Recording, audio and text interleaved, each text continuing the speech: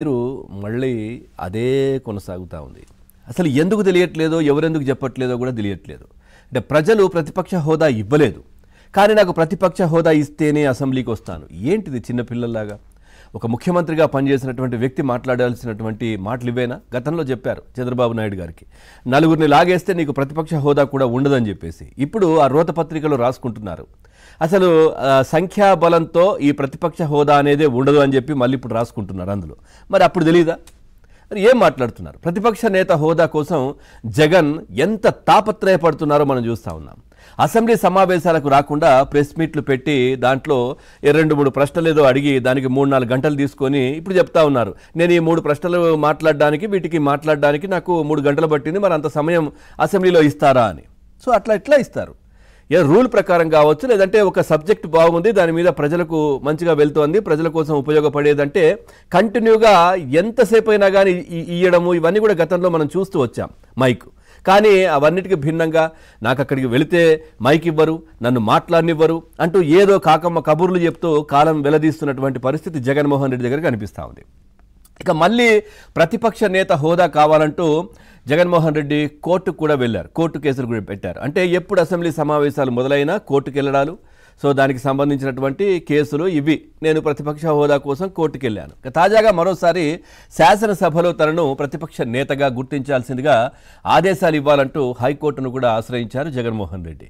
ఇక జగన్ను ప్రతిపక్ష నేతగా గుర్తించేందుకు నిరాకరిస్తూ ఈ ఏడాది ఫిబ్రవరి 5న ఇటు స్పీకర్ గారు కూడా రూలింగ్ ఇచ్చిన విషయం తెలిసింది, అయ్యన్న పాత్రుడు గారు. ఇక స్పీకర్ను రూలింగ్ను చట్ట విరుద్ధమైందిగా ప్రకటించాలంటూ జగన్మోహన్ రెడ్డి గతేడాది జూలైలోనే తనను ప్రతిపక్ష నేతగా గుర్తించాలని పిటిషన్ కూడా వేశారు జగన్మోహన్ రెడ్డి. సో దానికి సంబంధించి ఈరోజు చర్చ జరిగింది. సో స్పీకర్ గారికి కావచ్చు, లేదంటే అక్కడ శాసనసభ వ్యవహారాల మంత్రి పయ్యావుల కేశవ్, అట్లాగే సెక్రటరీకి, వీళ్లకు నోటీసులు కూడా దీనికి సంబంధించి మీ కౌంటర్ కావచ్చు, లేదంటే మాట్లాడేటట్టు కూడా కోర్టు వాళ్ళకి సంబంధించినటువంటి ఇవి ఇచ్చినటువంటి పరిస్థితి. సో దాన్ని ఆ రోత పత్రికలో ఏదో అయిపోయింది, ఇంకా మేము విజయం సాధించాం, ఇక నెక్స్ట్ ప్రతిపక్ష హోదానే మాకు అనే విధంగా దాంట్లో ప్రింట్ వేసుకుంటా ఉన్నారు. సో నిజంగా చెప్పాలంటే జగన్మోహన్ రెడ్డి పదే పదే చెప్తారు, నాకు 40% ఓట్లు వచ్చాయని చెప్తారు. సో ఓట్ షేర్ నాకు 40% ఉంది అని చెప్తారు. మరి ఆ 40% మంది కోసం జగనన్న మరి కోర్టుకి వెళ్ళొచ్చు కదా, అసెంబ్లీకి వెళ్ళొచ్చు కదా అనే చర్చ జరుగుతూ ఉంది. చాలామంది నియోజకవర్గ ప్రజలు ఆయనకు ఓట్లు వేసిన వాళ్ళు చాలా ఇబ్బందులు పడుతున్నారు, చాలా బాధపడుతున్నారు. అన్నా ఏందన్నా ఇది, కనీసం అసెంబ్లీకి వెళ్ళన్నా, ఒకవేళ నీకు భయం ఉంటే అసెంబ్లీ వరకు మేము అక్కడి వరకు వచ్చి దింపేస్తామన్నా, నువ్వు అసెంబ్లీకి వెళ్ళి ఆ తర్వాత మా పక్షాన మాట్లాడి మా ప్రాంతం, నియోజకవర్గం, దానికి సంబంధించిన ఇబ్బందులు ఏవైనా ఉంటే మీరు ప్రశ్నించి మాట్లాడి వస్తారనే కదా మీకు ఈ విధమైనటువంటి మిమ్మల్ని గెలిపించడమో, లేదంటే 40% వాళ్ళు అన్నట్టుగా ఓట్లేయడమో ఇవన్నీ కూడా జరిగాయి కదా అని మొరబెట్టుకుంటున్నారు. అంటే ఇప్పుడు మీరు మమ్మల్ని పట్టించుకోవట్లేదు. ఇప్పటి వరకు 51-52 సార్లు యలహంక ప్యాలెసు, తర్వాత తాడేపల్లి ప్యాలెస్కు చక్కర్లు కొడుతూ ఉన్నారు, తిరుగుతూ ఉన్నారు మీరు. కానీ నియోజకవర్గానికి రావట్లేదు, మమ్మల్ని పట్టించుకోవట్లేదు. మాకేదైనా సమస్యలుంటే జగనన్న ఏందన్నా ఇది, మేము మళ్ళీ వెళ్ళి ఇక్కడ ఉన్నటువంటి కూటమి నేతలను అడగాలనా? వాళ్ళని అడిగి ఇప్పుడు మీరు మా పక్షాన్ని నిలబడతారు, మిమ్మల్ని అడగాలనే కదా మిమ్మల్ని మేము గెలిపించుకున్నది. ఇప్పుడు మీరు అందుబాటులో లేకపోతే మేము వాళ్ళ దగ్గరికి వెళ్ళి ఎలా అడగాలన్నా జగనన్న అంటూ కూడా వాళ్ళంతా వేడుకుంటున్నటువంటి పరిస్థితి కనిపిస్తూ ఉంది. ఇప్పటికైనా జగన్మోహన్ రెడ్డి గారు ప్లీజ్ మీరు అసెంబ్లీకి వెళ్ళండి, మీకు అక్కడ ఏమీ కాదు. ఎందుకంటే అక్కడికి వెళ్ళిన తర్వాత మీకు సమయం ఇస్తారు, ఒకవేళ ఇయ్యకపోతే ప్రజలు చూస్తారు. అక్కడికి వెళ్ళి మాట్లాడండి తప్పించి ప్రెస్ మీట్లు పెట్టి హడావిడి చేసి ఇవన్నీ ఏంటన్నా అంటూ కూడా చాలామంది ప్రజలు ఆవేదన చెందుతూ ఉన్నారు.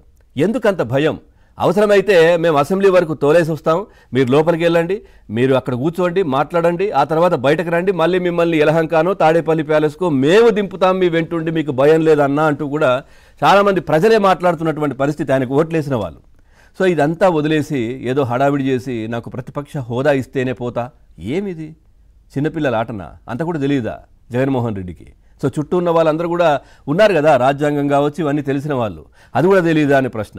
ఇంకోవైపు కూడా ఈ వైసీపీ ఎమ్మెల్యేలపై ఎథిక్స్ కమిటీ కూడా దృష్టి పెట్టింది. అంటే సంతకాలు పెట్టి జీతాలు తీసుకోవడాలు, లేదు అని అంటే అసెంబ్లీకి వెళ్లకుండా బయట అక్కడే ఉండి సంతకాలు పెట్టేసి జీతాలు, లేదు అని అంటే బయట బహిరంగ ప్రదేశాల్లో కావచ్చు సోషల్ మీడియా వేదికగా కొంచెం ఇబ్బందికర భాష వాడడాలు, అసభ్య పదజాలంతో మాట్లాడాలు, దీనికి సంబంధించి కూడా ఇప్పుడు ఎథిక్స్ కమిటీ కూడా దృష్టి పెట్టినట్టుగా తెలుస్తోంది. ఖచ్చితంగా ఇవన్నీ అంశాలైతే చర్చకు వచ్చే అవకాశం ఉంది. అట్లాగే జగనన్న మీరు అసెంబ్లీకి వెళ్ళండి, మీరు భయపడకండి, మేము ఉన్నామంటూ ప్రజలు చెప్తా ఉన్నారు.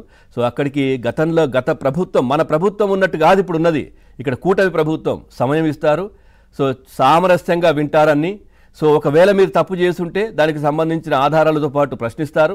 మీరు తప్పు చేయలేదని మీరు అంటున్నారు కాబట్టి దానికి సంబంధించి కౌంటర్ ఇవ్వండి, మాట్లాడండి, దానికి సంబంధించినటువంటి సాక్ష్యాలు చూపించండి అసెంబ్లీలో. అప్పుడే కదా ప్రజలు చూస్తారు. ఇంట్లో కూర్చొని 3 గంటలు మాట్లాడతా, నేను ఇక్కడ మాట్లాడినవి అక్కడ సమాధానం చెప్పాలి, ఏం మాట్లాడుతారో మీకే తెలియాలి. రైట్, ఈ అంశానికి సంబంధించి మనం చర్చలోకి వెళ్దాం. చర్చలో పాల్గొంటున్నారు కందారపు మురళి గారు, సిపిఎం లీడర్. నమస్కారం సార్. అట్లాగే ఇటు ముప్పల సుబ్బారావు గారు, సీనియర్ అడ్వకేట్, అట్లాగే రాజకీయ విశ్లేషకులు. ఇటు టీడీపీ పార్టీ నుంచి రఫీ గారు ఉన్నారు. నమస్కారం.